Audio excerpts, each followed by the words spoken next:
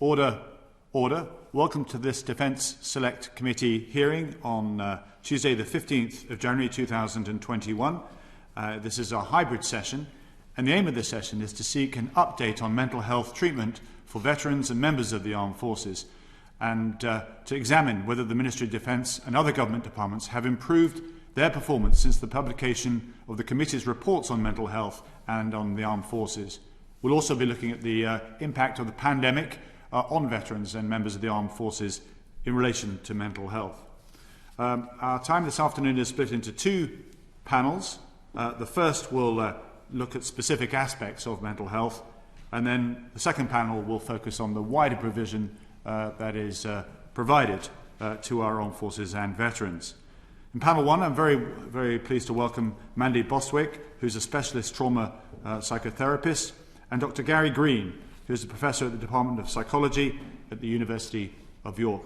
Welcome. And in our second panel, we have Sue Freeth, Chief Executive of Combat Stress, Sarah Jones, Head of Psychological Wellbeing for Help for Heroes, and then finally Megan Levin, who is the Policy Officer at the Royal British Legion.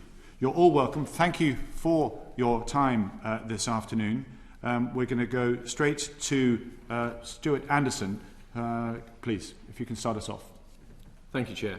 It's great to see you both, and Mandy, it's very nice to see you again. I've been fortunate enough to have a very insightful brief from yourself, and if you could outline for the committee when we start what is traumatic brain injury and where we shouldn't get confused with mental health or PTSD. So if you can expand on that and set the scene before we go on to further questions, please.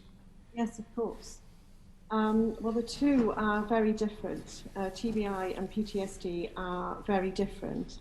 But in the world of TBI, I think it's fair to say that TBI is also central to the development of PTSD. And when we're trying to assess and diagnose these two conditions, they are brother and sister. And the same incident may cause both diagnosis, making assessment and diagnosis all the more difficult.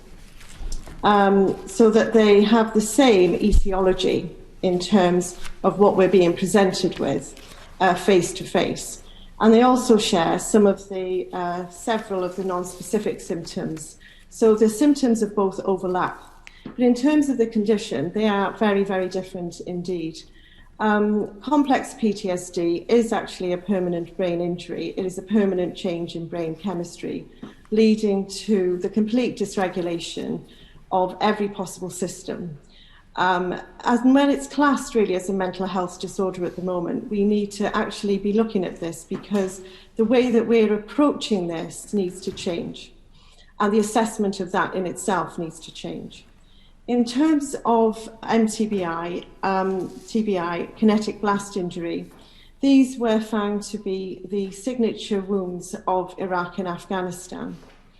And further research, as these conflicts started and continued with Afghanistan, was done mainly over in the US by various leading clinicians in their fields.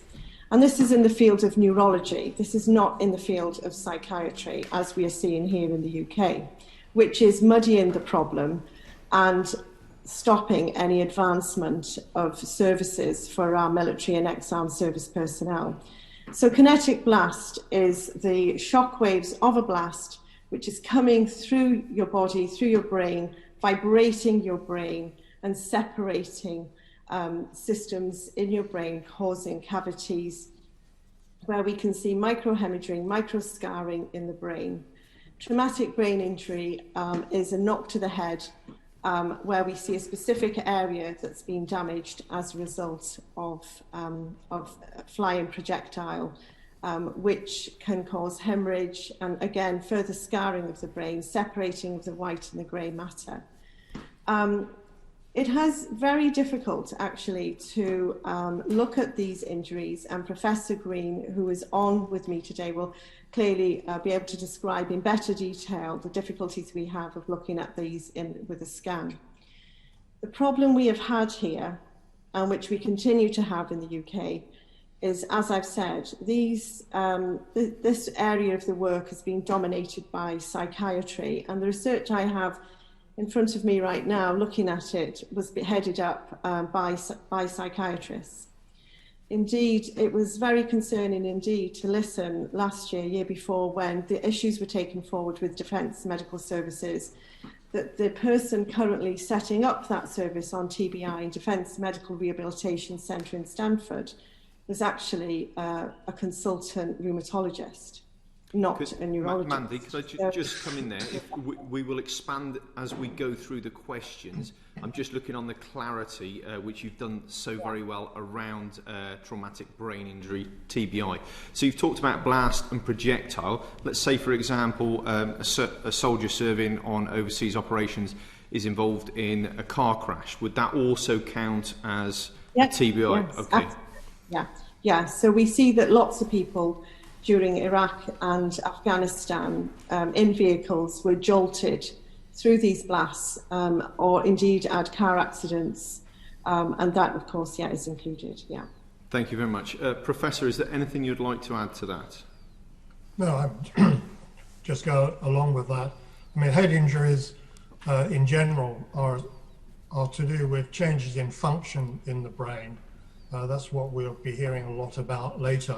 But they can be due to road traffic accidents, they can be due to assaults, they could be due to falls, and they will occur in the military as well as they occur in the civilian population. But as Mandy Bostwick has said, one of the big differences is the real increase in the number of people who suffer from blast injuries, particularly due to IEDs. Thank you. I think that'll lead us very nicely on to our next question, Chair. Stuart, thank you. Can I just elaborate that a bit further? When we're speaking about an acute event, as in comparison with, let's say, with PTSD, but in that acute event, we speak of blast injuries, and there is a shock wave that then comes through. Is it the shock wave that causes the damage, or is it an actual strike, a kinetic engagement with the brain itself? The two go hand in hand, actually, Chair. That's what we're seeing both. So we're seeing the shock wave that comes in through the body, through the head, and the head will continue to vibrate long after the body. And it's the jolt that takes us through that that causes the injury. So the two, actually, we don't separate one from the other. It's the two that come through that event. Yeah. Okay, Professor, did you anything to add on that? That's okay. Yes, I mean there is in America the military have the Defense and Veterans Brain Injury Center. They have looked at some 413,000 individuals in the military have been diagnosed with head injury, and they say yes, you can have a person who will just have a head injury due to, as we said, an accident, an assault, something hitting the head, but we can also have people who have a blast as well as that.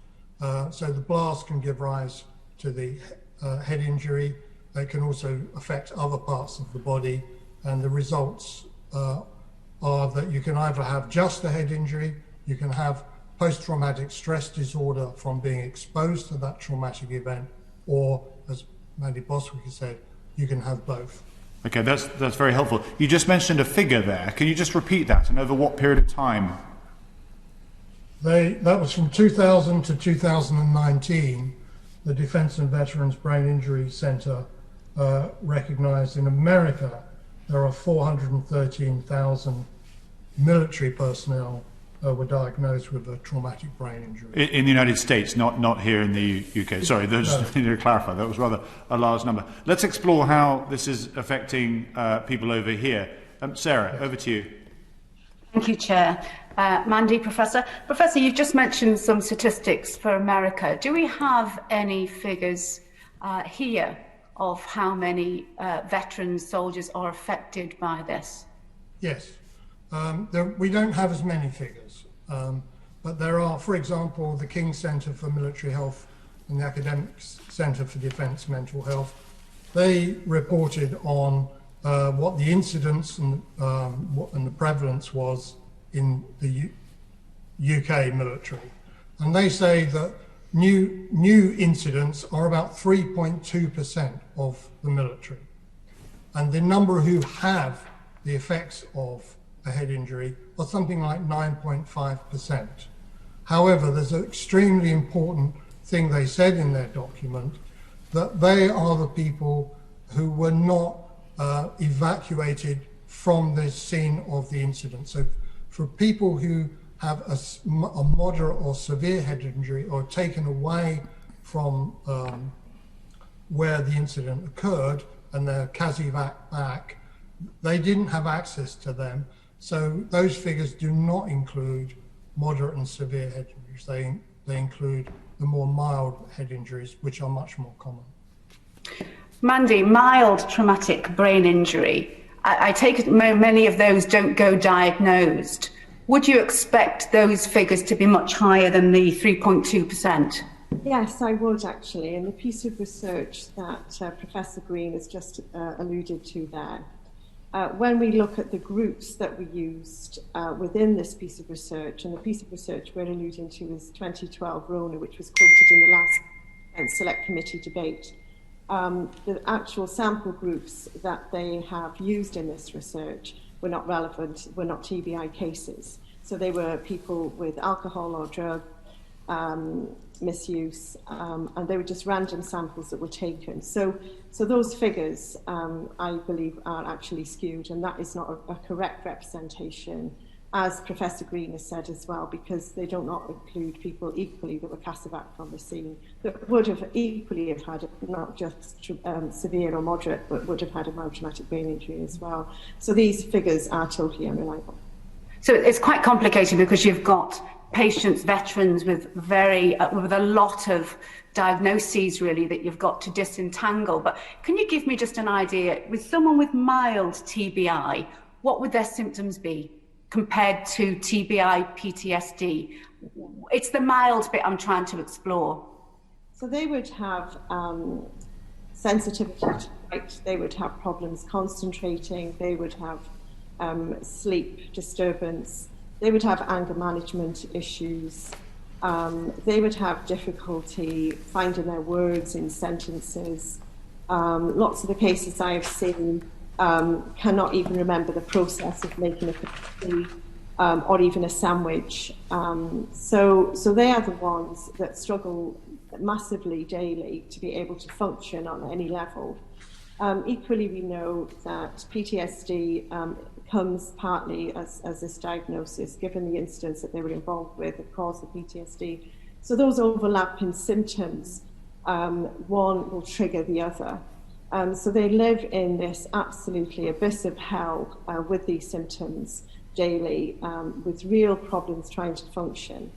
And of course, their symptoms manifest even further and their condition gets worse and worse. These are the people that are probably out in our communities that are not seeking or looking for help or getting help. Well, these are the individuals looking at the large amount of cases now that I have collected, well over 1,000 now of these cases. They've all seemed to follow the same pattern. So they have been prematurely discharged from the military without any level of assessment, even though they were displaying these symptoms. Or they've been misdiagnosed, which has led to mistreatment. And they've remained in these services, psychological services, being labelled with, as you just said, all sorts of disorders with inadequate treatment. Many are labelled as treatment resistant or malingerers, and they are equally discharged from these services back to their families, who are then sent beyond breaking point trying to cope, who are left with the burden of trying to cope with this. Many of the wives have had to go back to work because they can't afford to sort of stay in the family home as they were. Their husbands are not able to work. And as a result of that, equally, they have no evidence to be able to apply for their armed forces compensation. So all of the cases, I'm not going to say the majority or a minority of the large number of cases we have not been able to apply for compensation. No one has. Okay, thanks, Mandy. Thanks, Professor. Can I just explore that a bit further from Sarah's question? Is it very obvious when this has happened that you can diagnose straight away, or is it something that really you need to go back to 6 months, a year later? Is there a latency to this? Does it incubate? Yes, maybe I could just say something a little bit about that. One of the things I think is important to understand in the definition of head injury, and you'll see this in NICE guidelines, you'll see it in many definitions, there is a big difference between the initial diagnosis to do with the acute injury. So the definition of, say, mild versus moderate is based on how long the person had lost consciousness or the period of amnesia associated with the event. So mild often is a short period of loss of consciousness or none, and only a short period of amnesia. Moderate is longer and severe is longer still, and severe may also have a penetrating head injury. The problem with these definitions, and they're extremely important in the acute phase, and they determine what happens in the acute management. But as Mandy Bostwick has said, and we've put in our notes, the difficulty is what happens later. So the majority of mild head injuries, the vast majority, will recover in a short period, in 3 months or so. But then there are people, a whole group of people in all these groups who will go on to have chronic problems. And that's the difficulty, that because these are complicated and complex. They affect perception, they affect cognitive function. The person may have headaches and migraines, mood changes, anxiety changes, fatigue, sleep disturbances we've had. So we get a complex of effects on the brain, which can go on for a very, very long time. And I think the difficulty is that there are very good guidelines, and these are in practice in the military and in civilian population about what you do in the acute phase. The difficulty is, and as many organizations have said, including Lancet Commission this year, the NATO Commission a few years ago, is that patients who are discharged then are very unlikely to get much more follow-up, and yet they continue to suffer from problems. Okay, thank you for that. Can we move on to diagnosis? Gavin Robinson. Thanks very much, Chair, and good afternoon to you both. Professor Green, why are we so bad at diagnosing traumatic brain injury in the UK? Very good question. Why are we so bad at it? I think we're very good at managing the acute situation. There are very good guidelines for doing this. I think it's the recognition that these problems persist and how you manage that and how you diagnose that. If you look at the really good guidance about what is really going on, a lot of the initial work is to do with whether or not there's physical damage to the brain and whether you can do something about it, whether you can manage a bleed, whether you can manage other aspects of the injury. The problem is that, as the Center for Disease Prevention and Control in America have said, has the American Congress of Rehabilitation Medicine has said, what we're looking for is this disruption of brain functions leading to this plethora of problems. So how do we diagnose brain problems, changes in brain function? Well, you can't do that with the technology that currently exists in hospitals. So you can't see that with an MRI scanner. You certainly can't see it with a CT scanner, which is the current guidance for what you do in the diagnosis. So you need a machine or a way of looking at brain function. So this is the difficulty. I think in the world, we are good at that. There is technology that exists to look at brain function. And what is really a shame is that the military discovered how to use this technology in 1941. You can measure brain activity by putting electrodes on the scalp or you can now more modernly, you don't have to do that. You can just do it entirely non-invasively. But in 1941, military surgeons showed that after a head injury, you get a change in brain activity, giving rise to very large amplitude, slow wave activity in the brain. So, in fact, we were the leaders in that in 1941. What is a shame is that that is not in everyday practice here. Why not?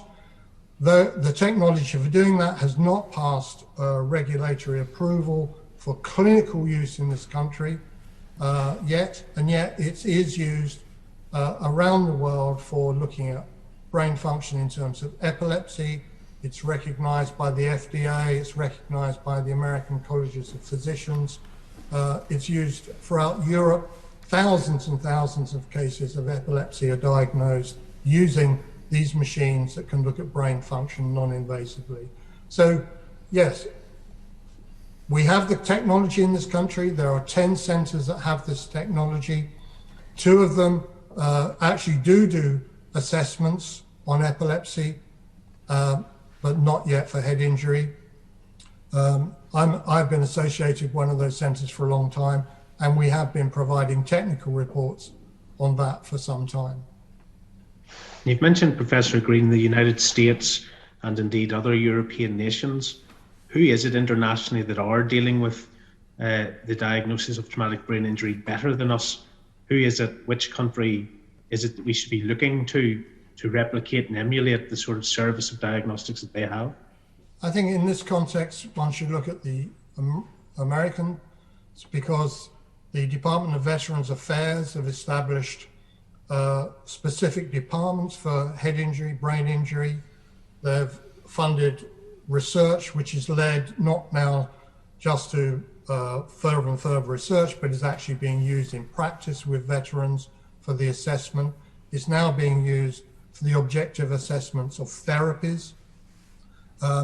And I think, and there are very large numbers going through that. So I think that's where the best practice is.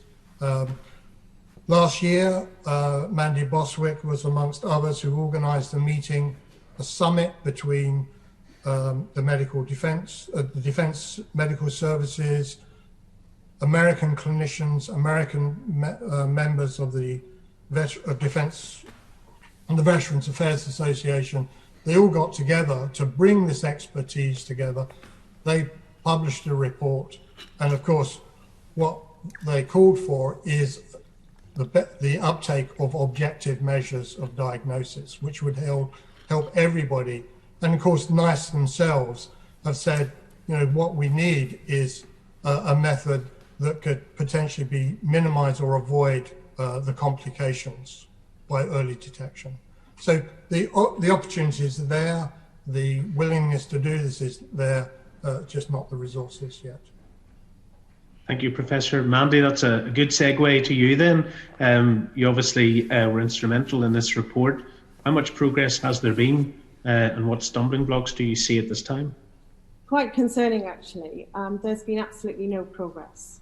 In fact, in speaking with the Defence Medical Services late 2019, it was decided that we would have a summit and we would bring the expertise here to the UK. In looking at the history of this, as I said earlier, it was psychiatry that still dominates this area of the work when they have no right actually to be in this area. This is the world of neurology, and it is neurology that should be taking this forward. When I looked at that further, I think there have been 3 reports, all of which had not provided accurate sample groups, and some of the outcomes of this research is highly questionable. That then I took to the Defence Medical Services and spoke to the senior health advisor to the military about this issue, and it was his decision actually that we would have a summit. So we invited Professor Roland Lee over in San Diego, who is doing all this work. His research is leading the world. We invited Dr. Daniel Pearls, who dissected veterans' brains during Afghanistan, who found the biomarker, the difference between BLAST and TBI, CTE and CQE. We invited Dr. Mark Gordon, who was leading the way in rehabilitation, in neuroendocrine and endocrine, and obviously Professor Green here spoke, and so did Ben Dunkley from Canada, who has been researching with Special Forces over there. They reported, these are the world leaders in their field, and after that it was agreed that we would agree that MEG would be the new tool for diagnosis, and that we would start to look at neuroendocrine and endocrine function for rehabilitation better than what we were doing right now in the UK.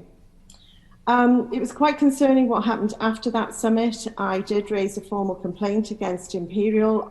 I have a copy of that. In terms of the lack of reporting that came out of that summit. We had all these world leaders there, but yet none of their work was even referenced in the report that followed.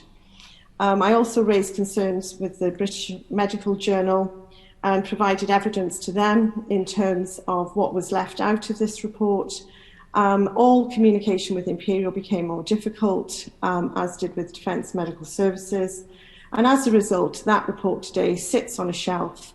It's recommendations just to produce more research. We do not need more research. The research has already been done in this area. They listened to it on the day. What we need is a solution for our military and a legacy of veterans now who've been left with these terrible conditions, with these terrible debilitating syndrome, to be able to provide accurate assessment and diagnosis. The BMJ actually raised their own concerns about this report and refused to actually publish this report.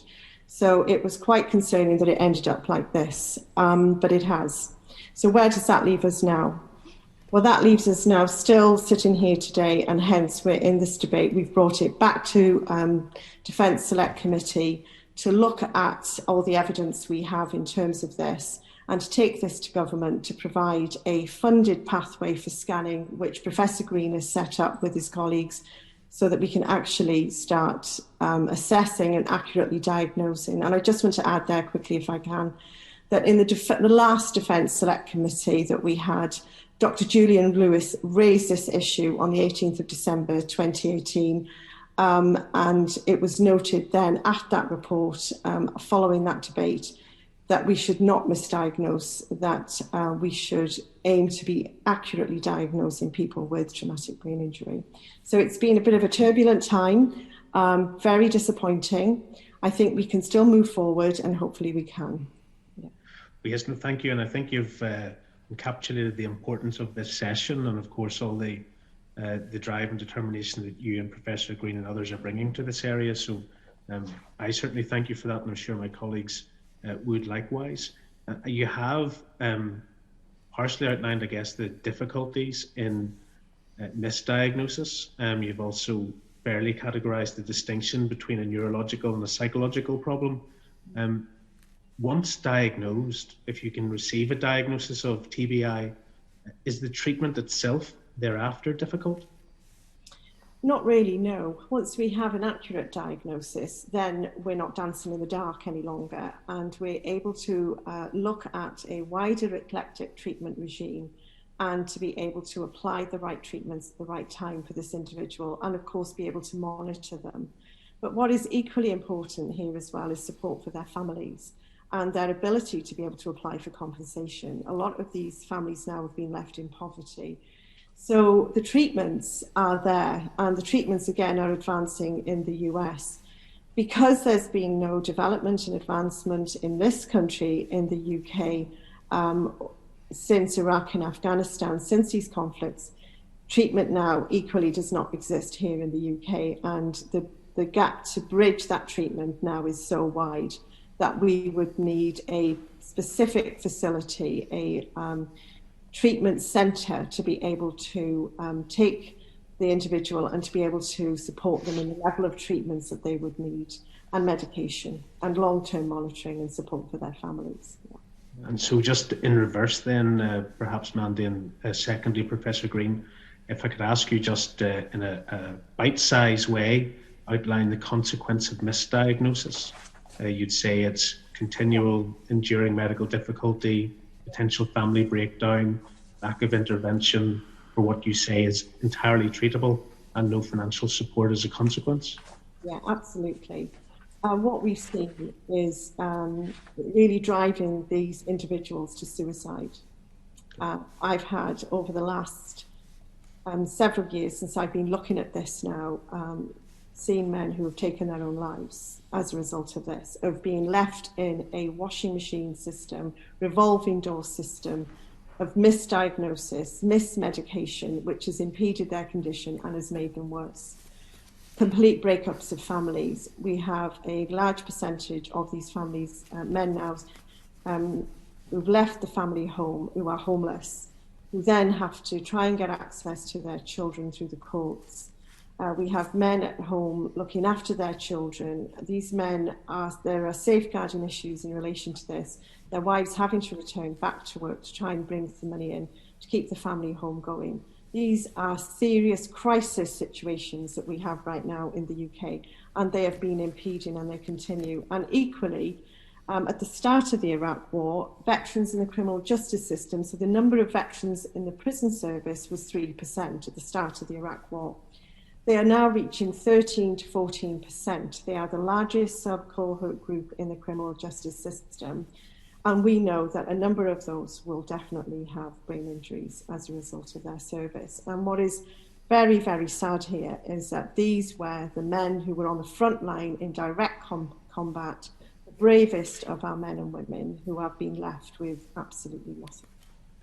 And that is the very saddest thing about this. Completely abandoned and bereft. So okay. Well, thank you. That's a very powerful point. Professor Green, did you wish to add anything to that, or are you happy with the response? I certainly agree with that. I think there are two other benefits that I would mention. I mean, if you have an objective method of diagnosis, of which we propose in this document we've sent you, is this particular kind of brain scanner, which can measure brain activity directly. Yes, you can have a more accurate diagnosis. Once you have that, it allows you to evaluate treatments and management procedures much, much better than currently possible. It also would help the military in recognizing and looking at preventive measures in combat, would help them in managing their teams, because you do not want a person who's had a head injury with problems of attention or executive control affecting their team members and also being at risk of repetitive injuries, which we now know leads to neurodegeneration and early dementia.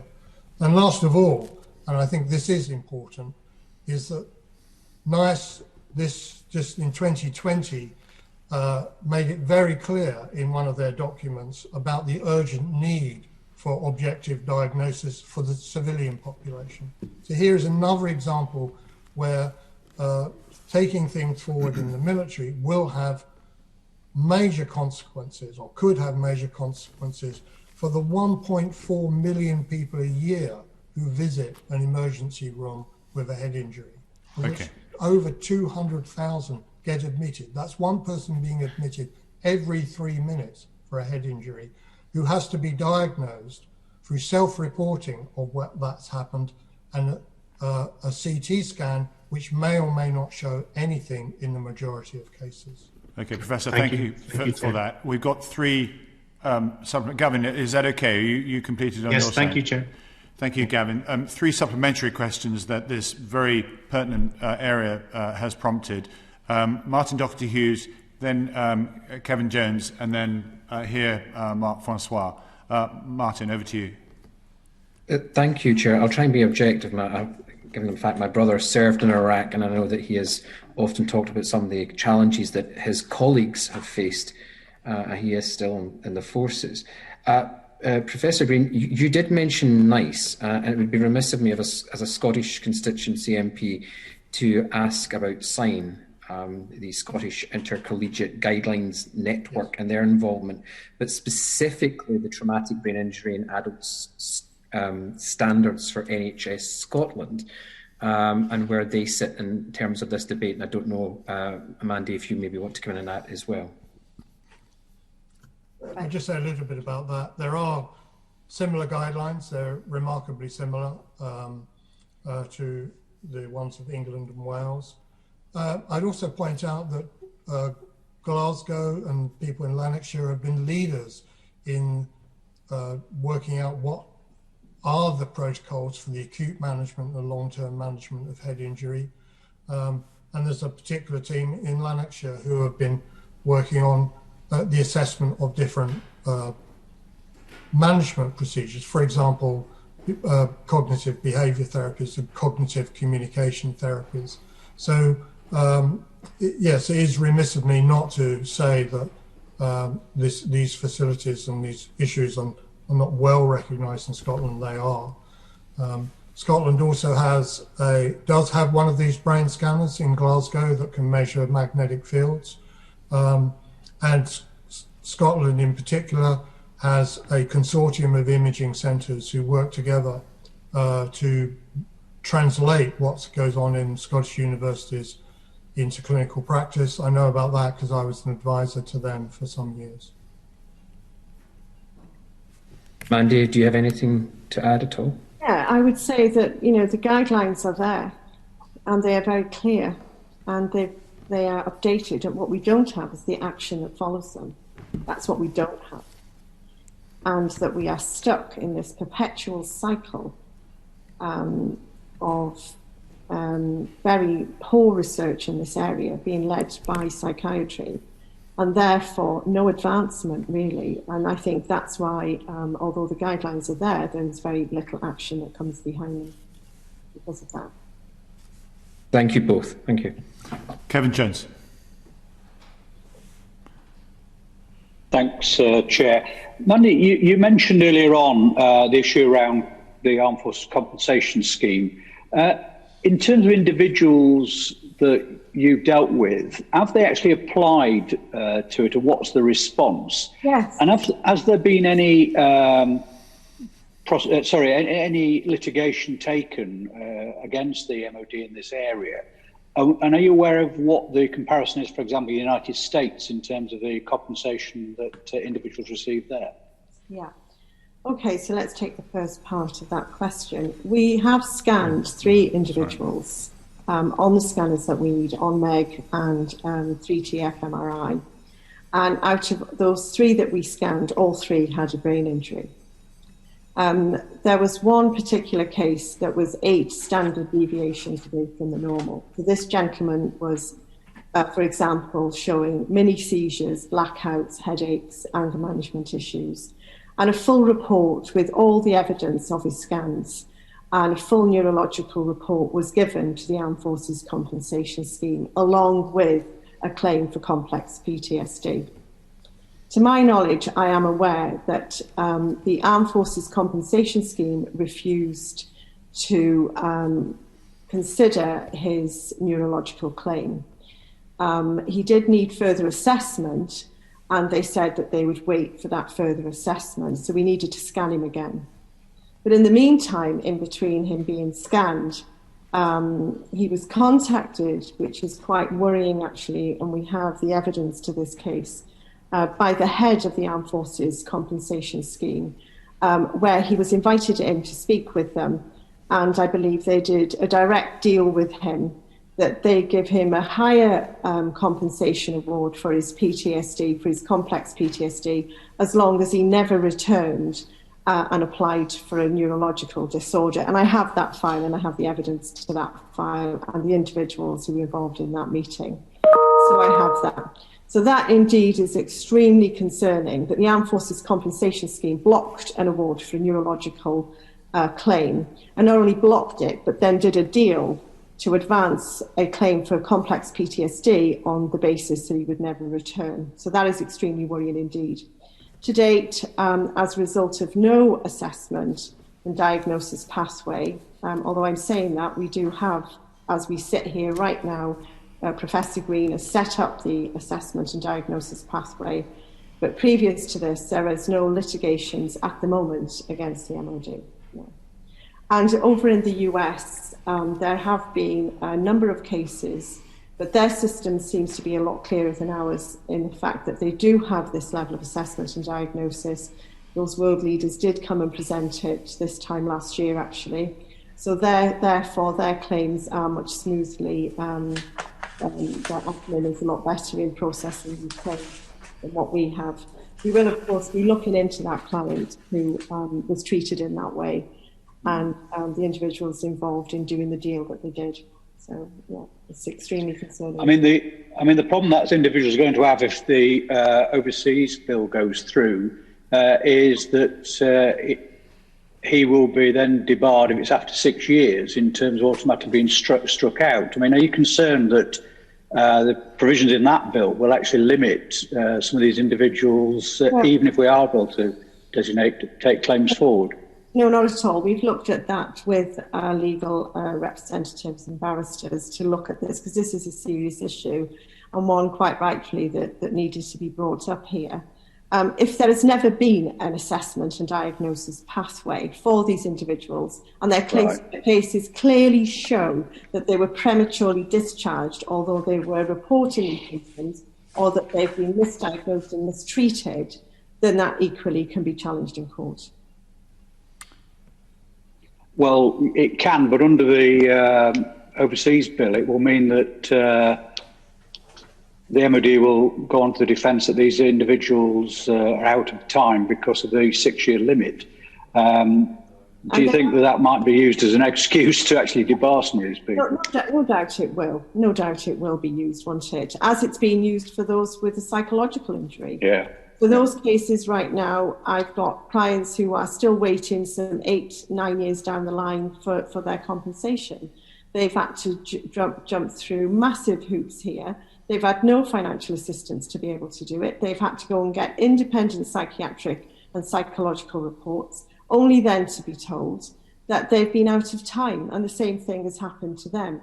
It's the whole way that the Armed Forces Compensation Scheme was set up for this level of client, and including the TBI clients. So if we have no pathway, if we have no assessment and diagnosis, no body, no crime. So if we don't measure it, it doesn't exist.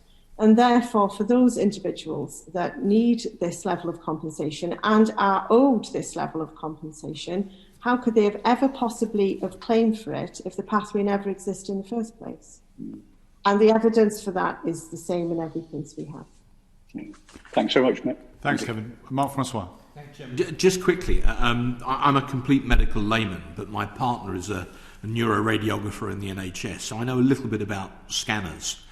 But the scanning technology that you've been describing to us is absolutely at the cutting edge. So I've got two quick questions. One, how much does one of these bits of technology cost, just so we as politicians can get our head round how much it would cost to provide them? And secondly, I think it's true to say that the Americans are way ahead of us on this and have been for a number of years. And I think you both mentioned that there's at least one centre of excellence in the United States in this field of technology and medical treatment. And you also suggested there should be an equivalent in the United Kingdom. If so, where would you recommend it should be? Should it be at the DNRC, or should it be at some other specialist facility in the UK? And if so, where would you recommend? So how much and where? Okay, so if I just do the where, if that's okay. Please. And I'll then pass you over to Professor Green for how much. Thank you.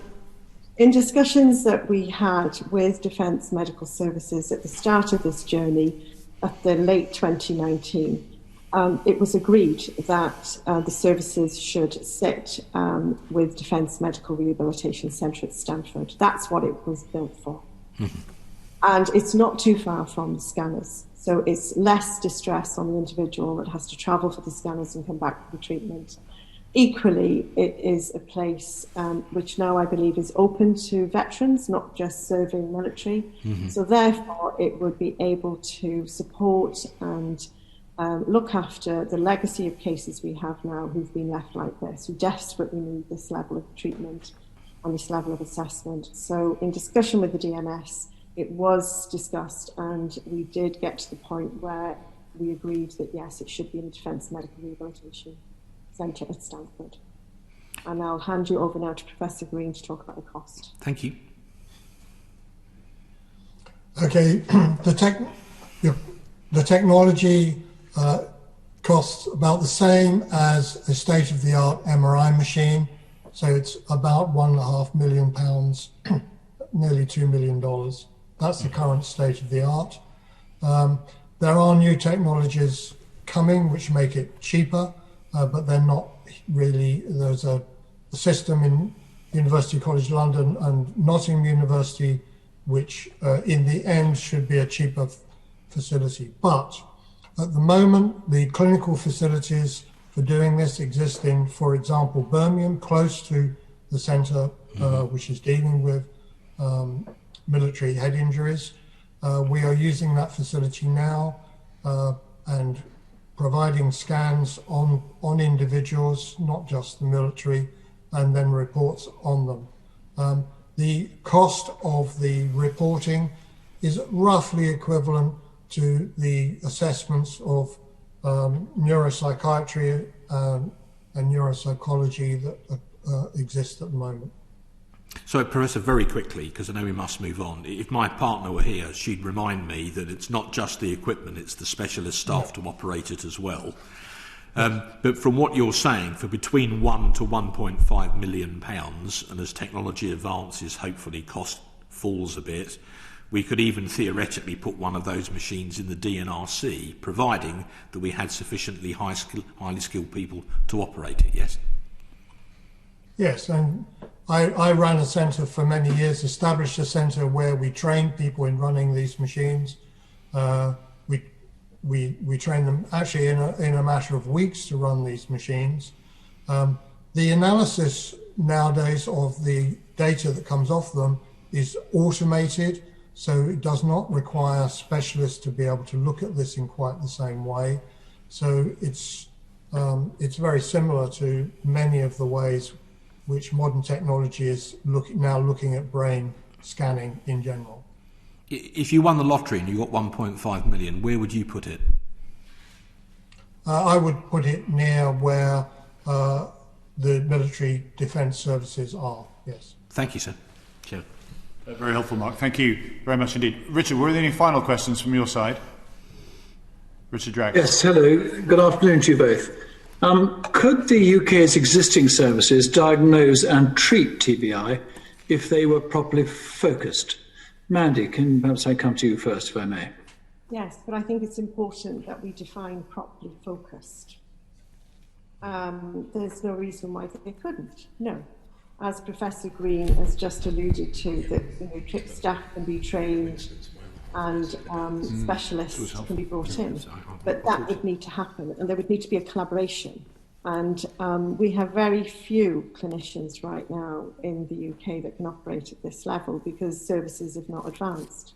So there would need to be a defined group of individuals put together to be able to do this and to set up services, set up shop to be able to support this level of assessment, diagnosis, and then treatment, and support for families, which I'm going to continue to keep saying, and a direct line to be able to apply for compensation.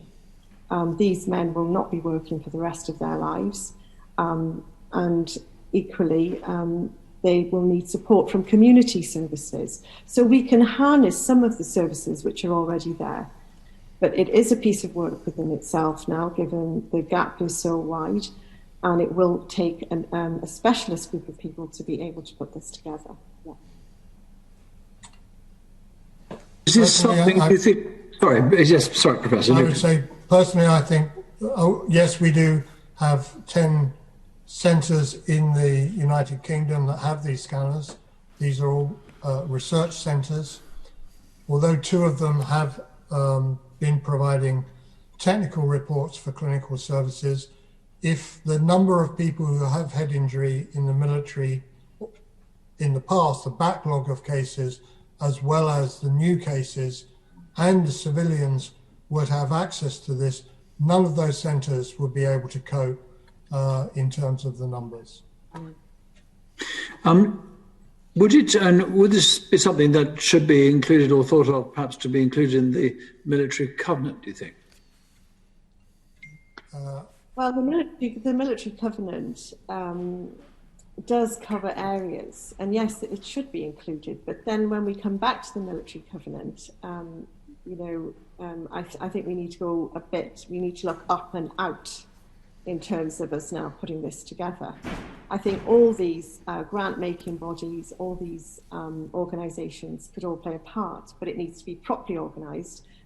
We do not need to go off at a charge doing this. It needs to be well thought out, it needs to be well placed, it needs to be well supported, we need staff who can manage this, and therefore we need to look at the networks we have already that can support it, including the Armed Forces Covenant, but not just the Armed Forces Covenant alone. And I mean, I'm interested in your answer to this, because I've always felt that we politicians send our armed forces into harm's way and ask them to do things that few of us can understand in appalling conditions, or at least in places like Afghanistan. And they come home and on the whole are looked after by charities. Do you think that the MOD should be responsible for not only sending them, but looking after them completely when they get back? Or is that an unrealistic ask, and charities should share a portion of that burden? It's not an unrealistic ask at all, and you're absolutely right. The MOD carries the burden of this.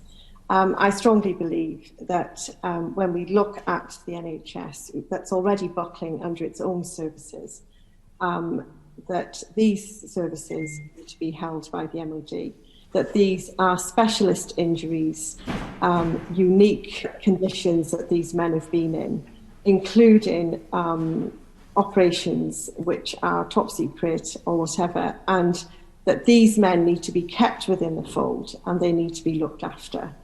And the MOD need to take responsibility for that, as so does government and politicians that send them off to these wars.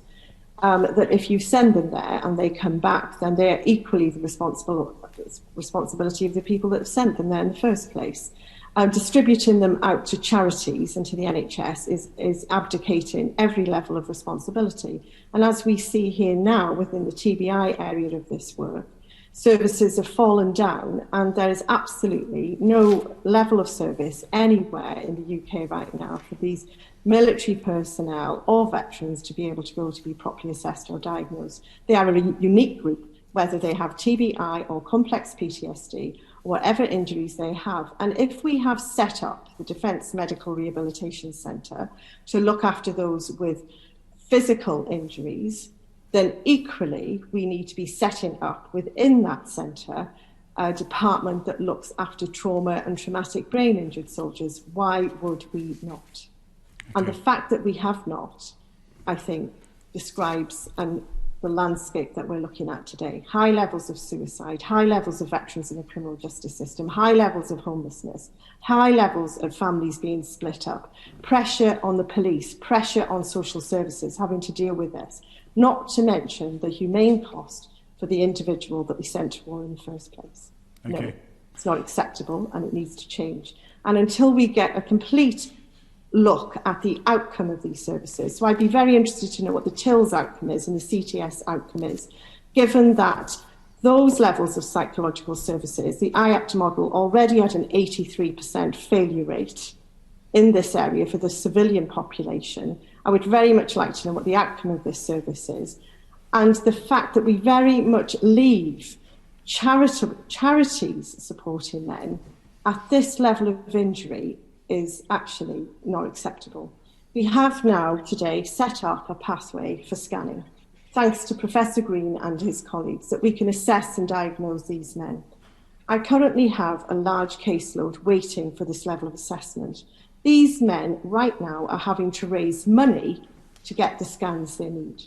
I don't think anybody online today listening to this debate or within this committee would agree that that is acceptable. That men are having to set up GoFund pages to have brain scans to establish whether or not they have a brain injury.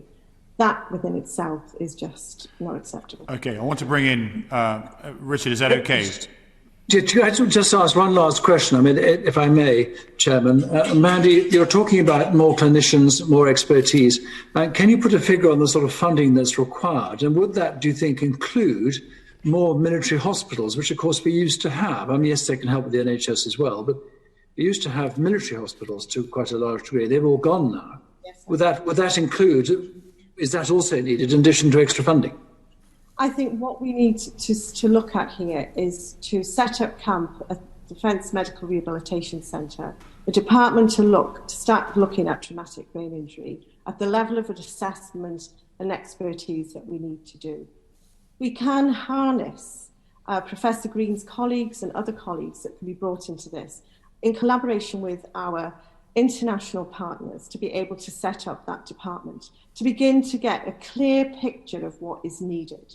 I think that's the first thing. I think too often big sums of money are thrown at all sorts of things, and yet we're not looking at the level of need properly. And I think that's what needs to happen first. And I think from there, once we start to get a perspective on this, we will know exactly how much money we will need in order to take this forward.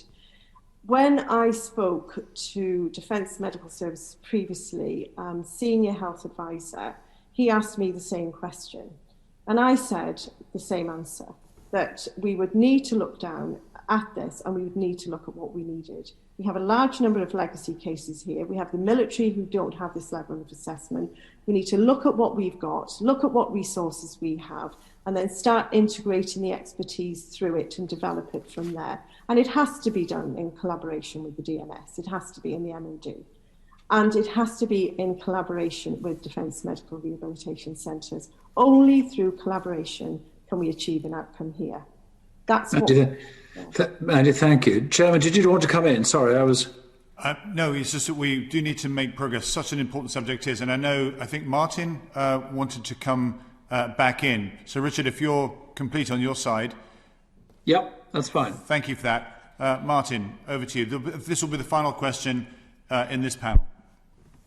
Thank you, Chair. And Mandy, you have exposed for me some of the deep and profound issues that go to the heart of some of these debates and discussions about abdicating responsibility for such important matters within the ministry of itself. When I look at other countries such as Denmark, where a member of the armed forces or a veteran doesn't need to rely on technically veteran services because they can access, like every other citizen, services delivered, supported and funded to deliver their recovery. Is that a kind of model that you would expect in a modern liberal democracy of the 21st century, or one, as you said, in which we're still relying, thankfully, at least that they're there, the charities, to help try and deliver some of this stuff? Absolutely. Wouldn't that just be the ultimate dream, that we had services that operate at this level and standard that's required? But unfortunately, we don't. We don't have this. TILS and CTS, in the last debate, a report by blind veterans who've been progressing in this area of work as well, with Dr. Michael Gray, who reported that TILS and CTS are not even asking the question of whether or not you've been in if you may have a traumatic brain injury, or if you've been in any significant events. These people are tipped into the IAPT model, which at the moment is showing an 83 to 86% failure rate. The men about are at the most complex end. These services cannot deal with this level of injury and have shown that they can't. They're not even asking the question of whether or not you've been in these events. So that's quite serious. Charities are doing their bit, and regimental charities are seriously doing their bit, but none of them have the medical understanding or the resources or the funding to respond appropriately to what we're just talking about now. This needs a radical change in our approach to what we've done and what we need to be doing in the future. And I believe, in collaboration with the DMS, we need to be looking at a service based at the DMRC, Defence Medical Rehabilitation Centre, for us to begin this work. Professor Green has set up the pathway. Men I have now are raising their own money to go and have brain scans. I think we can honestly agree that that in itself is just unacceptable. I can assure you now that for people tuning into this debate, my colleagues around the world listening into it know that this is unacceptable. Their families are listening into this debate. They are the ones that have been left here holding up this end of the work. This has to stop. High numbers in the criminal justice system, high numbers of suicide, families breaking up, police. And then we have another service which has come online in the NHS, the Intent Service, which relies you on actually ringing the police. I mean, that puts just more pressure onto the police. I mean, think we really do need to start reading the writing that's on the wall. So I think what I am asking for at the end of this debate are the funds to be able to take this forward, the funds for these men to be scanned, to have the proper assessment and diagnosis that they need. If these men continue to have to raise the money themselves, then this will only go one way. This will not end well. So I think it's better that we all work in collaboration with one another and we all start to move this area of the work, much needed area of the work forward. The charities are there. They've been doing a tremendous job. They've been buckling themselves under the pressure of what they've been faced with, but they can only do so much here. We need to Thank you. Okay. Mandy, thank you very much indeed. You both made a powerful case for the urgency in which we need to address this issue. Indeed, that's why we've invited you here today. We're very grateful for your time this afternoon, Mandy Bostwick and Dr. Gary Green.